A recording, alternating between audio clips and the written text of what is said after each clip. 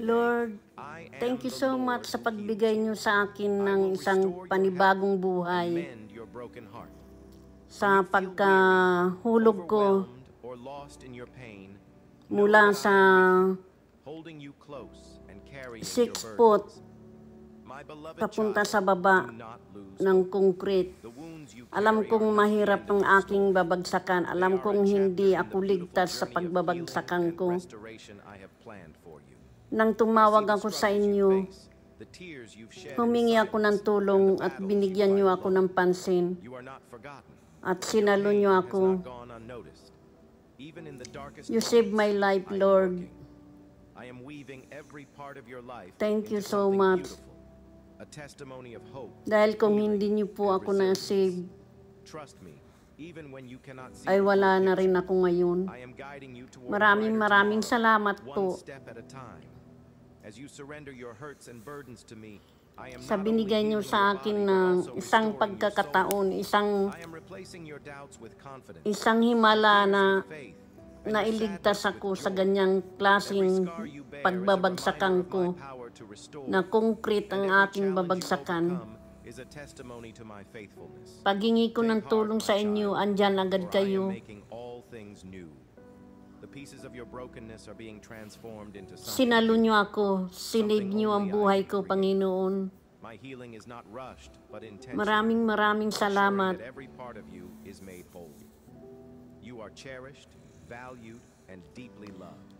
At hindi ko inaasahan na nandito pa rin ako ngayon. Dahil sa totoo lang, ang babagsakan ko walang makakaligtas doon sa pagbabagsakan ko. Kaya nagpapasalamat po ako sa inyo, Lord, na pagtawag ko sa inyo, sinalo niyo ako at nilapag niyo lang ako sa concrete, sa semento, sa straight.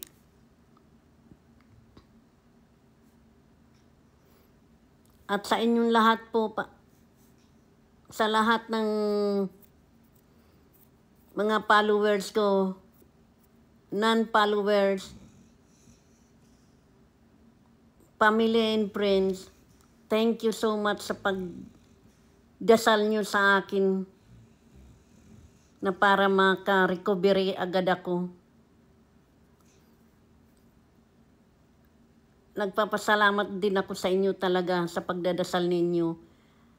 Kailangan ko yung oras na yun, kailangan ko talaga ng tulong ninyo para sa pagdadasal na makahingi ng tulong sa Panginoon na bigyan pa ako ng buhay. Thank you sa inyong lahat. At thank you Lord, thank you Jesus, thank you Master, thank you Virgin Mary, and thank you Guardian Angel na binigyan niyo pa ako ng isang buhay, isang himala. Thank you Lord. And ngayon okay na ako. Hindi na ako masyadong nahirapan. Medyo naka-recovery na rin ako sa tulong niyo, sa pagdadasal niyo. Yun lang ang kailangan ko, yung pagtulong niyo sa pagdadasal na maka-recovery ka agad ako. At pinakinggan naman ng Panginoon. At talagang naniniwala ako na andyan lagi ang Panginoon sa atin. Tawagan niyo lang siya. Andyan agad, dadating ka agad sila.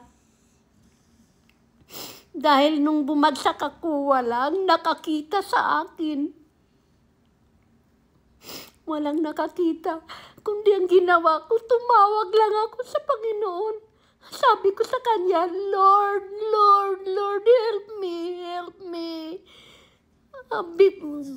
Bago ko i-close ang mata ko, nakita ko siya, sinasalo niya na ako.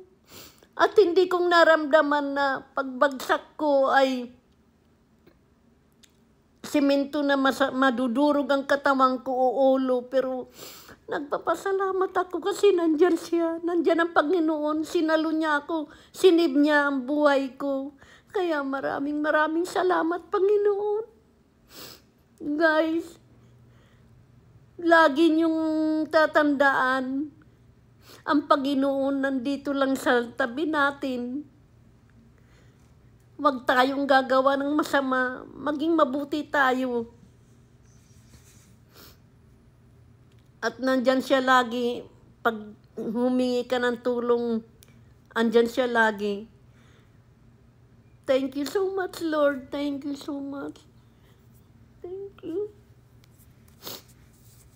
Hindi ko alam kung ano na nangyari ngayon sa akin. Hindi ko alam kung ako'y buhay o ano nung pagkabagsak ko yun.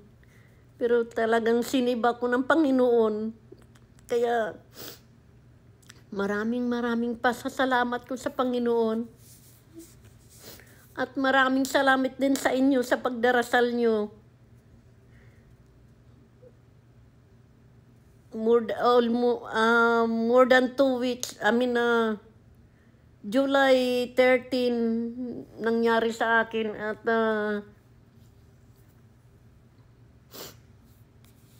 mahigit 1 week akong